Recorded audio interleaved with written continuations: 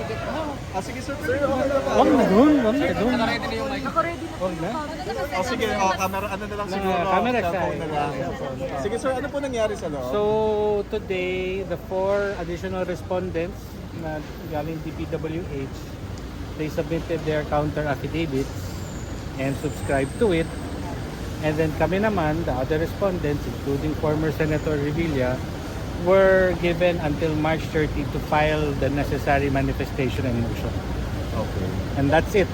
After that, no more proceedings. Submit, baka i-submit na for resolution after that.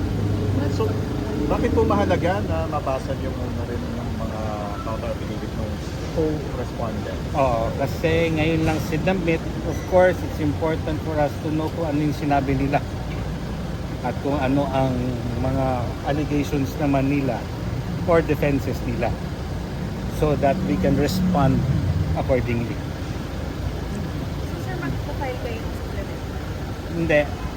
Baka kasi if there's no factual naman na dispute between sa sinasabi ni former senator and ng mga respondents, yun na lang ang i-report namin sa panel. Yung nauna niya ng Counter But you affidavit. think it's sufficient enough? I think so.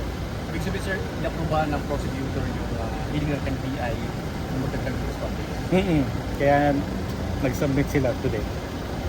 Yes. Pero may motion kayo sir, di ba? May motion kayo. Nag-oppose kami noon pero wala. Dininay.